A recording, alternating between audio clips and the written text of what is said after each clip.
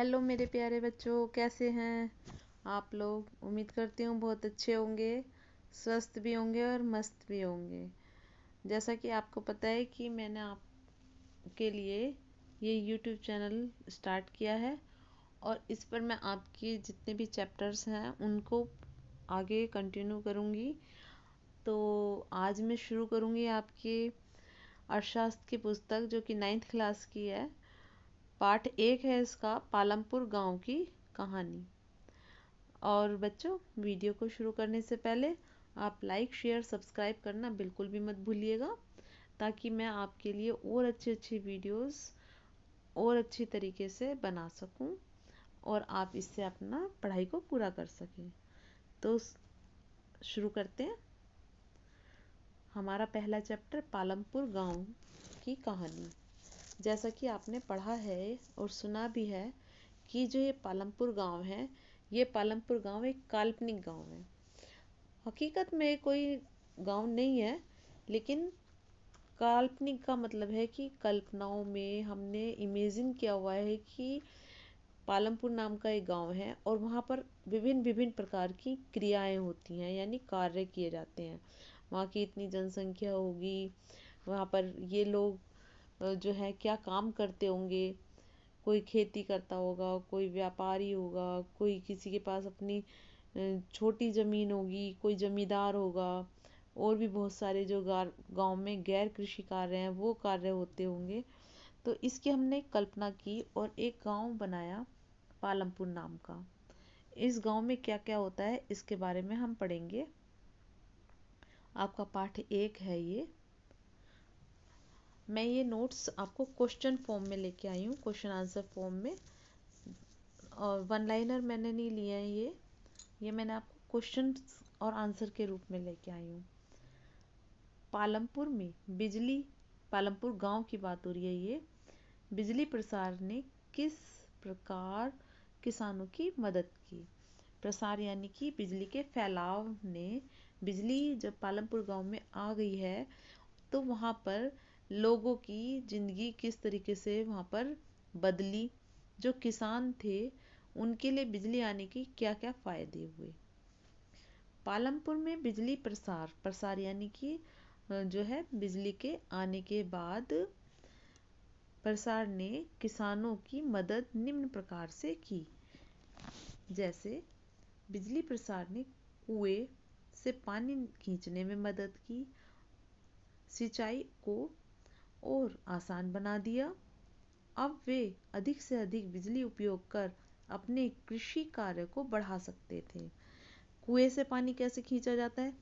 जो कुएं से पानी खींचने की बात यहाँ पर आई है, तो कुएं से पानी खींचने का मतलब है कि बिजली आने के बाद पालमपुर गांव के जो वासी हैं उन्होंने ट्यूबवेल्स लगा ली हैं। जैसा आपने खेतों में देखा होगा कि खेतों में ये माना खेत है, तो इसमें पानी की सिंचाई करने के लिए मोटर के का इंतज़ाम किया जाता है। ऐसे एक होज़ बनाई जाती है और इसमें ये मोटर लगाई जाती है यहाँ पर, और यहाँ से पानी आता है जो इस हैज़ में आता है, और इससे ये पानी खेतों तक पहुँचाया जाता है। तो बिजली प्रसार ने कुएं से पानी खींचने में मदद की, सिंचाई को आसान बना दिया। जहाँ पर पानी इतनी आसानी से नहीं पहुँच पाता था खेती के लिए, फसलों के लिए, जब बिजली आ गई और ट्यूबवेल्स लग गई, मोटर लग गए, समरसेबल्स लग गए, तो सिंचाई की जो व्यवस्था थी वो आसान हो गई। और जब सिंचाई की व्यवस्था आसान हो गई तो क्या हुआ है कि खेती की जो उपज है वो ज़्यादा होने लगी है, या फिर जहाँ बिल्कुल नहीं होती थी वहाँ पर होने लगी है। तो सिंचाई व्यवस्था उन्नत उन्नत हो गई थी। कहाँ पर? पालमपुर गांव में। नेक्स्ट आप देखो, पालमपुर में खेतीहर श्रमिकों की मजदूरी न्यूनतम मजदूरी से कम क्यों है? खेतीहर यानी कि जो खेती पर काम करने वाले मजदूर हैं, जो श्रमिक हैं, तो उनकी जो मजदूरी है, उनका जो न्यूनतम वेतन है, वो कम क्यों है?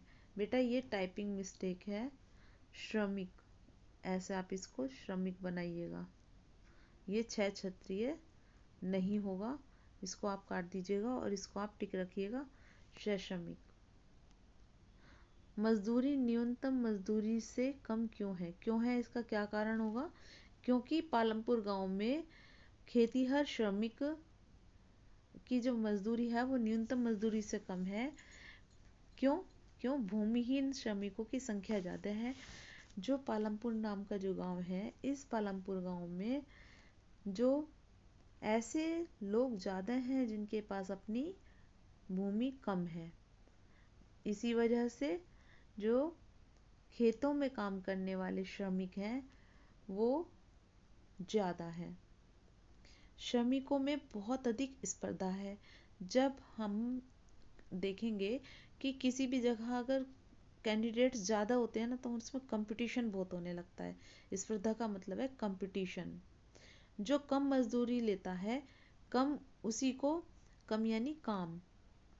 ये बच्चों थोड़ी टाइपिंग मिस्टेक हो गई है, प्लीज़ आप, यह है काम।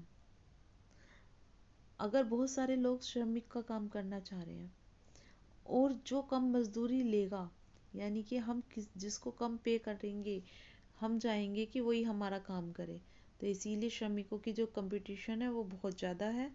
और श्रमिकों जो है कम मजदूरी पे भी काम करने को तैयार हो जाते हैं।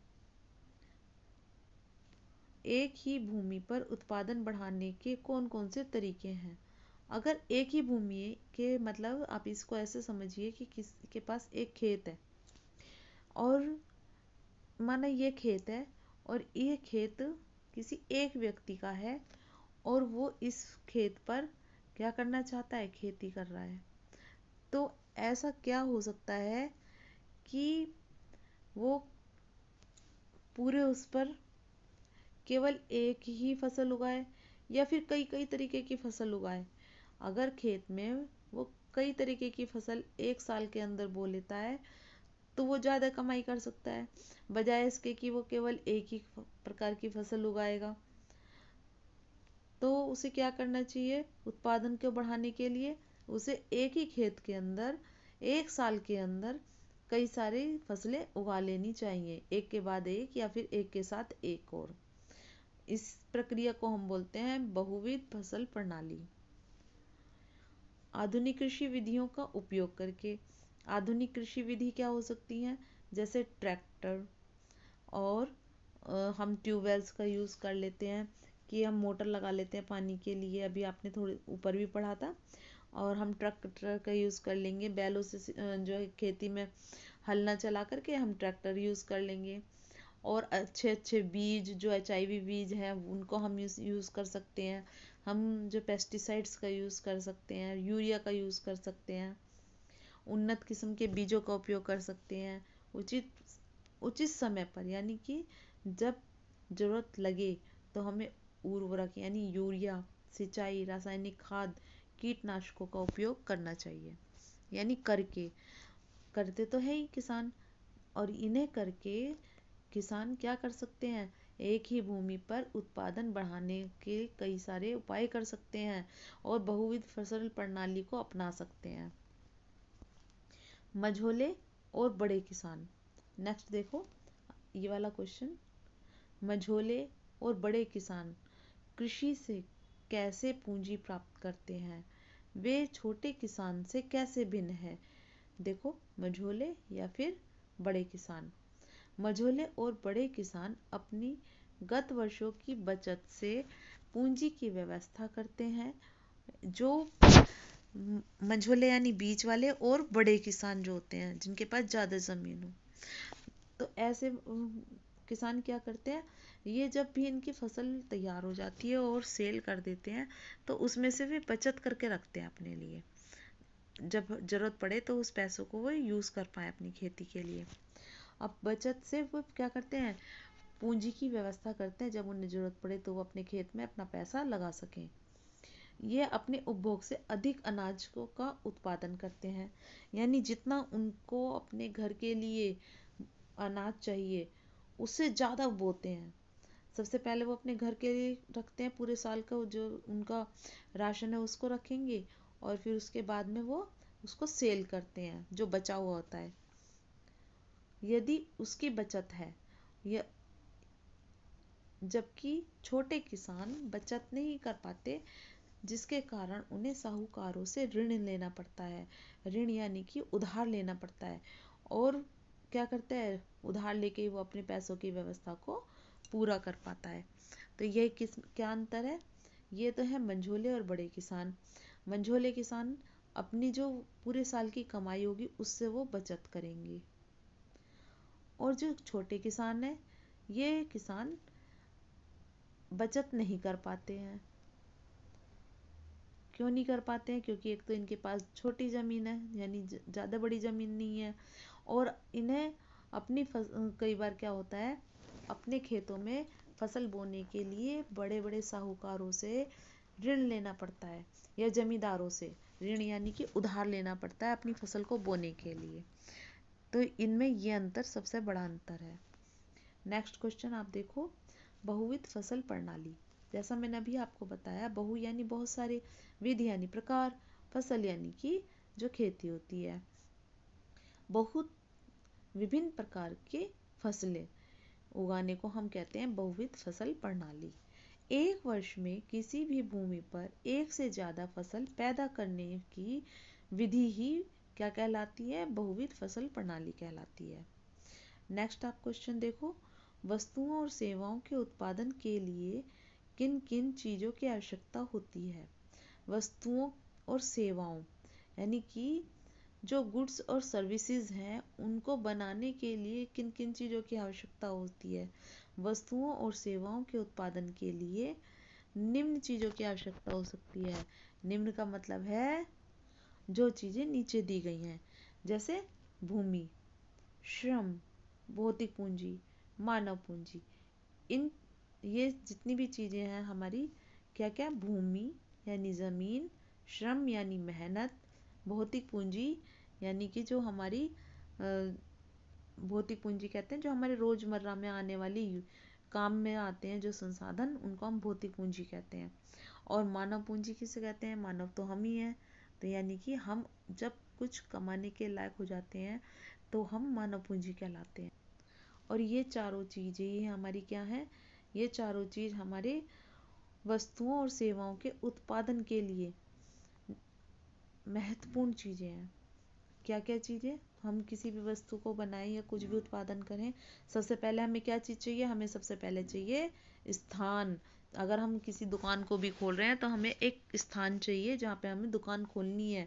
फिर हमारी मेहनत, श्रम यानी हमारी मेहनत, चाहे हम नौकर की मेहनत लें, चाहे हम खुद अपने दुकान पर या किसी भी जो हमारा वर्क प्लेस है वहाँ पर हम खुद काम करें। भौतिक पूंजी की ज़रूरत पड़ेगी, जो हमारी डेली यूज़ में काम आने वाली जो चीज़ें हैं, संसाधन है, वो सारी भौतिक पूंजी में आती हैं। फिर मानव पूंजी की ज़रूरत पड़ेगी, अर्थात कि इंसान की ज़रूरत पड़ेगी, उसके माइंड की ज़रूरत पड़ेगी। अब हम दूसरा क्वेश्चन देखो, भौतिक पूंजी से आप क्या समझते हैं। भौतिक पूंजी क्या चीज़ होती है, अभी मैंने आपको बताया कि वे ऐसे संसाधन जो हमें डेली यूज़ में काम आते हैं, वो हमारे भौतिक पूंजी कहलाते हैं। नेक्स्ट, पालमपुर गांव की मुख्य क्रियाएं कौन कौन सी हैं। फिर से देखो बच्चों, ये टाइपिंग मिस्टेक हो गई है, कौन कौन, ये ऐसे है, जब आप कॉपी में नोट डाउन करोगे तो आप ठीक से करिएगा। कौन कौन, कौन कौन से हैं पालमपुर में काम, कौन कौन से होते हैं। पहला, जैसे खेती, खेती तो मुख्य क्रिया है, वहाँ पर खेती जरूर होती है, ज़्यादा मात्रा में होती है। लघु स्तरीय निर्माण कार्य, जो कि घरों घरों में छोटे लघु स्तर पर घरों के या फिर छोटी दुकानों के स्तर पर खोले गए हैं काम, उनको लघु स्तर बोलते हैं। तो निर्माण कार्य किसी चीज़ को बनाने वाले। डेयरी उद्योग, दूध से जो दूध होता है उससे बने जितने भी प्रोडक्ट्स बनते हैं, दूध जिसमें भी काम आता है, उसको हम डेयरी उद्योग के अंदर लेके आते हैं। परिवहन, परिवहन यानी ट्रांसपोर्ट, और किसी भी काम को करने के लिए आपको पता है कि ट्रांसपोर्ट की ज़रूरत होती है। ट्रांसपोर्ट यानी वाहन की, चाहे वो रिक्शा हो, ट्रक हो, बस हो, साइकिल हो, स्कूटर हो, कुछ भी हो, जो भी परिवहन के साधन वही कहलाते हैं। फिर देखो, स्थायी पूंजी और कार्यशील पूंजी। स्थायी पूंजी क्या है और कार्यशील पूंजी क्या है। तो आप सभी जानते हो कि स्थायी का मतलब होता है परमानेंट और कार्यशील का मतलब होता है टेम्परेरी। तो जो हमारी कोई भी ऐसी पूंजी जो परमानेंट है, यदि हमने एक बार उसमें पैसे को इन्वेस्ट कर दिया, वो चीज़ हमारे बार बार काम आएगी। लेकिन जो कार्यशील पूंजी है, वो कार्यशील पूंजी कैसी होगी? कार्यशील यानी कि टेम्परेरी, वो होगी हमारी। जैसे हमने पैसा, किसी चीज़ के अंदर हम अगर पैसे को इन्वेस्ट कर रहे हैं, तो वो जो पैसा है, क्या वो हमारी स्थायी है? नहीं। क्यों नहीं है? क्योंकि पैसा आज आया, शाम को नहीं है, या कल को नहीं है, या फिर आज पैसा नहीं है, शाम को आ जाएगा। तो ये क्या है? यह है कार्यशील पूंजी। और या फिर हम कह सकते हैं कच्चा माल। जैसे मैंने कपड़ों की फैक्ट्री लगाई है, अब कपड़ों की फैक्ट्री के लिए मैंने मशीनें खरीदी तो मैं हर साल तो मशीन नहीं खरीदूंगी, छोटी मोटी कमी होगी तो मैं उसे पूरा करा लूंगी, नहीं तो मैं तो बार बार मशीनें नहीं खरीदूंगी। तो ऐसी पूंजी को हम कहते हैं स्थायी पूंजी। लेकिन उस कपड़े की फैक्ट्री के लिए मुझे कपड़ा भी चाहिए, रील भी चाहिए, सुई भी चाहिए। तो अगर मैंने ये चीज़ें ली जो टेम्परेरी हैं, जो एक दिन ख़त्म हो जाएंगी जल्दी, तो उसको हम कहते हैं कार्यशील पूंजी, जिसमें पैसा भी होता है और कच्चा माल और नकद पैसा भी जो है हमारे कार्यशील पूंजी में आता है। नेक्स्ट क्वेश्चन, पालमपुर गांव में कितने परिवार रहते हैं? तो पालमपुर गांव में करीबन 450 परिवार रहते हैं। पालमपुर गांव में शिक्षा की क्या व्यवस्था है? तो फिर से ये देखो, व्यवस्था नहीं है, व्यवस्था।